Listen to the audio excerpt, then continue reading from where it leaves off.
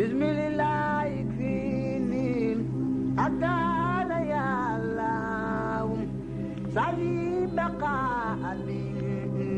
bi fika ya Allah. asalaamaaleykum suñu mbokku téléspectateurs yi ñuy bàyyi xel ci suñu télévision académie Minane ñu am mbégte ak kontaante teewal leen fii ci complexe Cheikh Ahmadou Bamba comme ni ñu ko baaxoo defee saa su nekk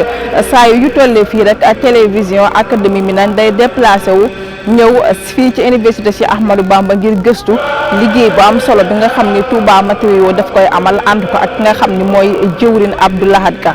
ñuy fàttali ba tey ni liggéey boobu nag ki nga xam ni mooy xalif général des Mourides Serigne Mountakha Mbacké Bassirou moom moo ko tegoon ci loxob ki nga xam ni moom moo di Abdou Lahad Ka depuis bi nga xamee ni liggéey université bi door na ba léegi jamono yooyu ba léegi nag ñu siy amal liggéey bu am solo yéen a ngi ci doon ànd ak ñun ci suñu télévision académie Minane tey nag dañoo ñëw ngir gëstul leen fi nga xam ni foofu la liggéey bi toll dañuy ànd ak ki nga xam ni moom moo di Thiam mu wanale ñu ak liggéey bi waaye tamit leeral ñu tolluwaay bi waaye tamit leeral ñu fi nga xam ni fi la Touba Matériaux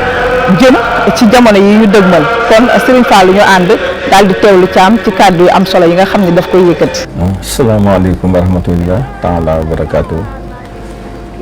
yéen mbokki jullit yi yéen mbokki taalibe yi ñu ngi leen di nuyu kenn ku nekk ci sa tur ak ci sa sant di tàmbali nuyu bi nag ci sëñ Mountakha Bassirou mi nga xamante ni tey jii moo sabab lii tey ca njëlbéen nga mu ni woon liggéey bi na jëm kaw bu mu laal suuf ci biir loolu mu wóolu Abdou Lahad Ka jël liggéey bi teg ko ci loxoom Abdou Lahad Ka wàññeeku nag jël ay partenaire am nekk ci liggéey bi depuis boobu ak léegi daal di choisir staff technique am staff administratif am ba pare na jël service de communication bu mel ni académie Darou Minane ñu nekk fi ak ñun mu jël soxna Maam Jaara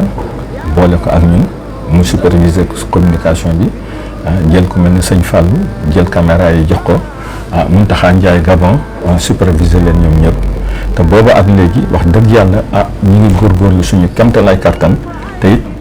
lépp loo xamante ni ak effort boo xamante ni Serigne Abdou Lahad Ka def na ko boobu ba léegi ñu ngi koy apprécier ak it di ko teg ci fa mu tegu ci biir loolu nag li nga xamante ni passé na ci biir 9 bâtiments yi Touba Matériaux yore te organisation bi ci war yëpp Abdou Lahad Ka defoon ko ak ay équipe am jëlee woon ko loxoom ci wàllu planning yi ci wàllu plan d'action yi assuré woon ressources humaines boo xamante ni bii national la bii international la assuré woon it aussi matériaux de construction yi nga xamante ni dañ ko doon saytu amoon ay ingénieurs d'études ak ay ingénieurs de contrôle yoo xamante ni depuis boobu ba léegi ñoo ngi fi te jógeeguñ fi instant bi ñu toll nag ñu ngi toll ci phase boo xamante ni phase finale bi nga xamante ni moom la Serigne Mountakha Bassirou souhaité woon service pédagogique ñëw nañ fi semaine passée ba waxtaan nañu ak maître d'ouvrage bi waxtaan ku mel ni Maam Thierno Bassirou Mbacké moom it Moustapha Bassirou Mbacké ak it ku mel ni maître d'œuvre Thiawo Kandji ak Niang ak ku mel ni Cheikh Mbaye mi nga xamante ni moom moo yore bureau d'étude bi xarañ lool di guddi di bëccëg heure boo amee lu la jaaxal sur le volet technique boo ko woowee mu ñëw boo ko poser question mu répondre donc nag boobaak léegi Abdou Lahad Ka gàcce ngalaama bi nga xamante ni gros œuvre yi instant bi ñu toll nii pour 9 bâtiments ñaari bâtiment rek ñoo fi dese tuuti gros œuvre boo xamante ni mën nañ ko wax muy amphithéâtre 1500 places bi nga xamante ni gros œuvre ay finition banlieue la ak li nga xamante ni mooy bibliothèque bi nga xamante ni moom gros œuvre la boo xamante ni moom lépp béton armé la te instant bi ñu toll nii foofu moom mooy fi nga xamante ni foofu lañ toll. Cela n'a pas empêché Abdou Lahad Ka bien que y a des conjonctures yoo xamante ni ci matériaux yi ndax Covid bi yëpp mais terewul Abdou Lahad Ka dafa gën jël idéologie bi nga xamante ni moom la ko sëñ Mountakha Bassirou jox ak confiance bi mu ko teg. mu ngi moom gàcce ngalaama ak luy mën a xew donte day liggéey ba làmmiñam tegu ci suuf ci dënn bi moom la ñu sant te ci la nekk instant bii nag actuellement au niveau de UFR sciences islamiques et langue arabe am na fa ñetti bâtiment yoo xamante ni c'est des salles de cours yoo xamante ni benn bâtiment bu ci nekk am na 1200 étudiants yu fa mën a jàng instant bi toll ni réceptionné nañ leen la ñu fa dese mooy ci lot technique yi nga xamante ni dañ ko mujj décider en dernière minute muy vidéosurveillance sécurité incendie ak informatique bi nga xamante ni dañ leen a mujj relier ak bâtiment bi nga xamante ni mooy bâtiment rectorat bi nga xamante ni dafa am benn système bu ñu tuddee système GTB muy système gestion technique des bâtiments nga xamante ni moom mooy localiser en cas de faille lu mu ci mati doon ci wàllu fonctionnement bi instant bi ñu toll nii ça veut dire que donc du côté UFR sciences islamiques et langue arabe am na fa 3600 étudiants yoo xamante ni ren jii mi ngi dépendre ci service pédagogique ak ñoom li ñu koy organiser bu ñu fa jógee ñu dem ci majalis dafa am un grand bâtiment et un petit bâtiment un grand bâtiment de 4800 mètres carrés ak un bâtiment de 2400 mètres carrés ñaari bâtiment yi bii mi ngi jël 2400 étudiants bi ci des mi ngi jël 1200 étudiants boolee mu 3600 étudiants yoo xamante ni ñoom it actuellement disponible nañu mais dans un mois li tax ma ne dans un mois mooy toujours volet technique bi parce que li tax loolu mooy ascenseurs yi dañ ko war a certifier réceptionné ko parce que dafa am manipulation yoo xamante ni il faut que ñu sóoraale ko surtout aussi ak liaison bi nga xamante ni moo jëm ci rectorat bi donc ça veut dire quoi ça veut dire que on a 7200 étudiants yoo xamante ni actuellement seen fonctionnalité disponible na suivant service pédagogique am nañ nag restaurant boo xamante ni 400 mètres carrés la restaurant bi instant bi ñu toll nii actuellement pare na moom it réception moom moo ci des tey jii c'était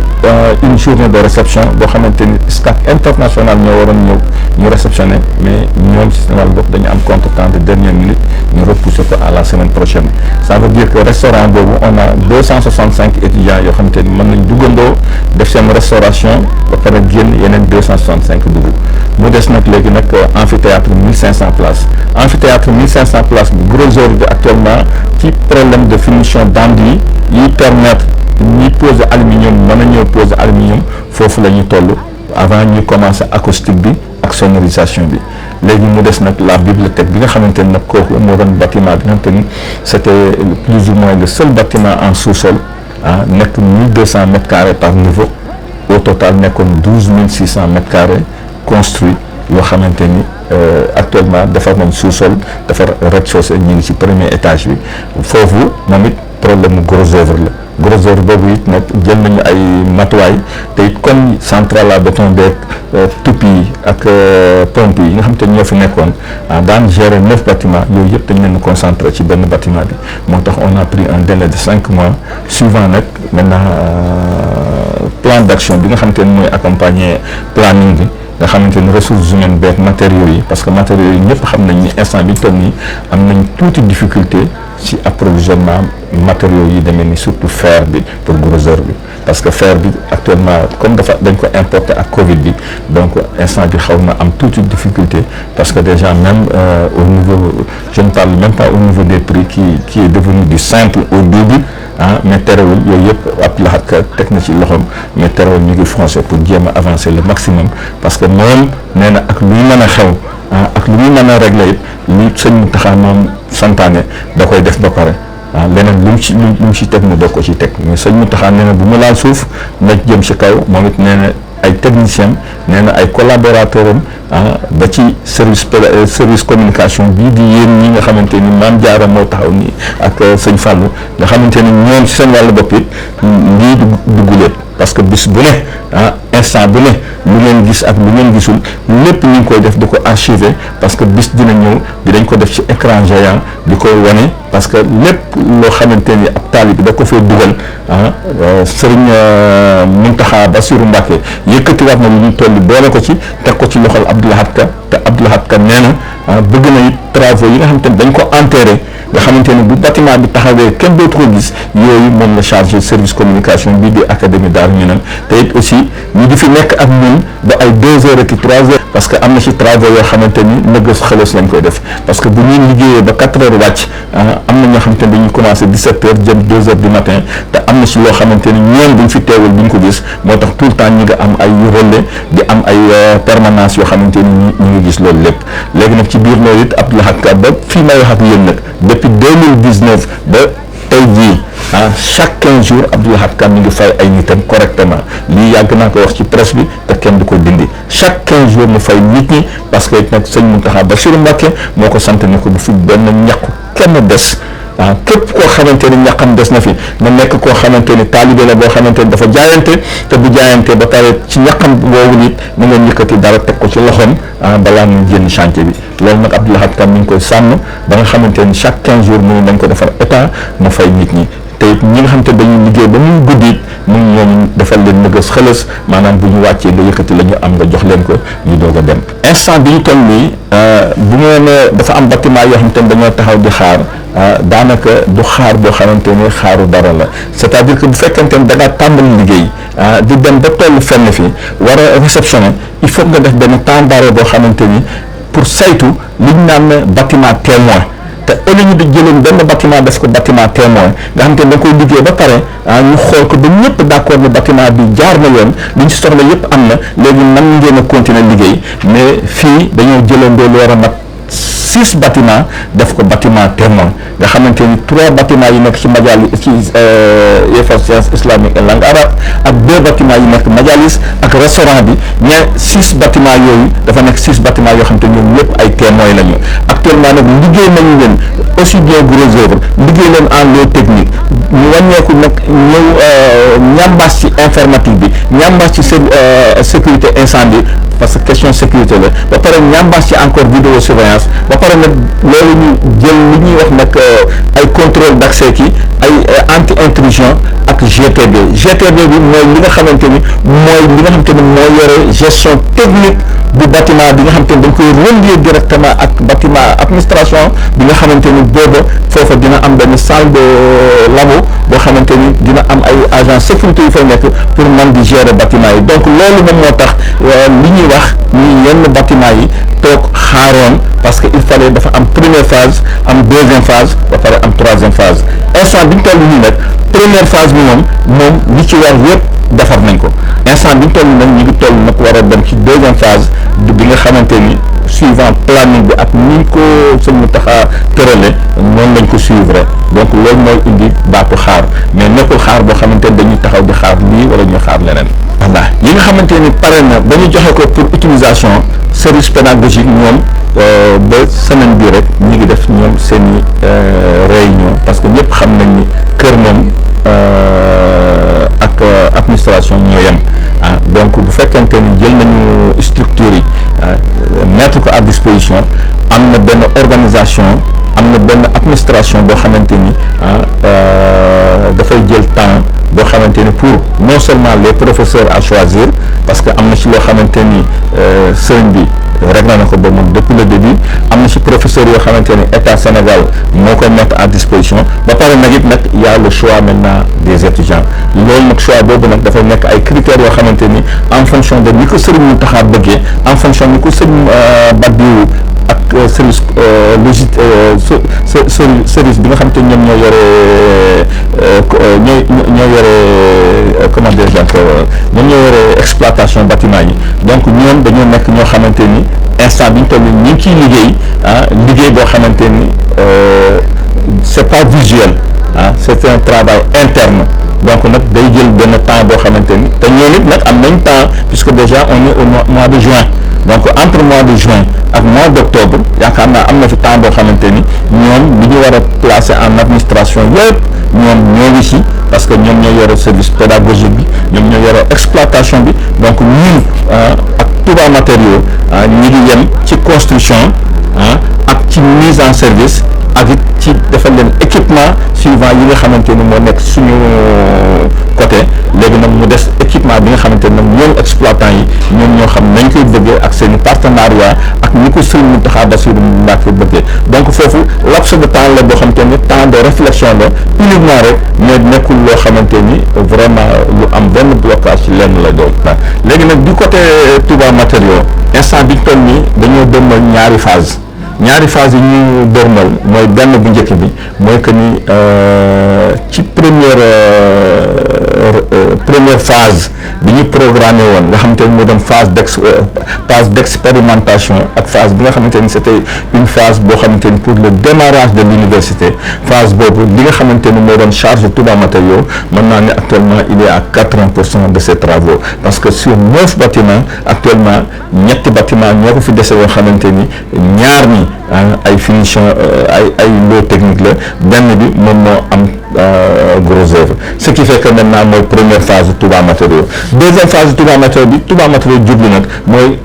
yeneen bâtiment yi nga xamante ni ñu ngi ko war a réaliser mais ci deuxième phase bi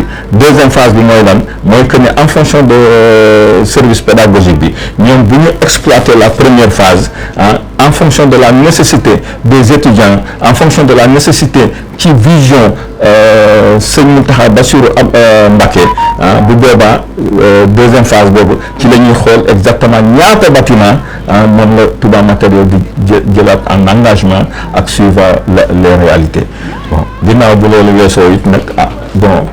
toujours am nekk comme yéen ñi nga xamante ni en particulier yow Mame Diarra soxna Mame Diarra ñi nga xamante ni wax dëgg yàlla affaire bi ñor na la trop parce que yenn saa yi sax nga laaj nit ñi ba laaj leen loo xamante ni sax des fois dañ ci xaw a gàgg mais terewul loolu lépp it c'est dans le souci de bien faire c'est dans le souci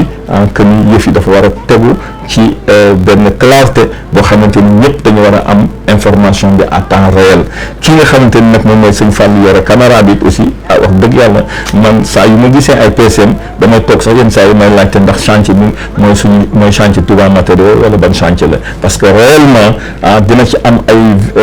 revers yoo xamante ni surtout nag di gën a doy waar yenn saa yi bu ngeen envoyé seen drone bi ba mu ñëw def survoler donc dinañu génneel ay failles yoo xamante ni loolu mënoon naa nekk ci ñun la ñuy tuddee queue de chantier mooy ay poche de travaux yoo xamante ni dafa mel ni ba ñuy wàccee équipe yi bàyyi nañ ko ci ginnaaw te it nag boo ko defaree léegi bu ëllëgee boo ko waree defaraat dina laaj ay échafaudage wala mu laaj financement boo xamante ne wala liggéey ba du liggéeyu 10 minutes waaye balaa ngay àgg pour war a ko mën a liggéey mën ngaa def ñetti fan pour préparer pour mën fa àgg donc yooyu moom ñu ngi koy sant académie Darou Minane parce que drone bi ngeen ñuy faral di indil drone la boo xamante ni di leen bàyyi xel ni non seulement talibé yaa ngi koy xool waaye ñun Touba Matériaux dañuy koy suivre parce que di xool réellement parce que yenn saa yi ñu dépassé loo xamante ni li ñu naan un œil nouveau ci li ngay def day nekk loo xamante ni da lay mayaat doole day nekk loo xamante ni da lay wanaat loo xamante ni xëy na peut-être bon ba nga ko waree boo ko naree gis dina fekk booba c'est un peu trop tard kon nag gàcce ngàllaama ci académie Darou Minane di sant bu baax sëñ Mountakha Ndiaye Gabon ak di sant yow mi nga xamante ni nag yow yaa yore direction bi ñëw fii sur le terrain soxna Mame Diarra ak sëñ Fallou Mile asalaam ñu ngi leen di sant di leen gërëm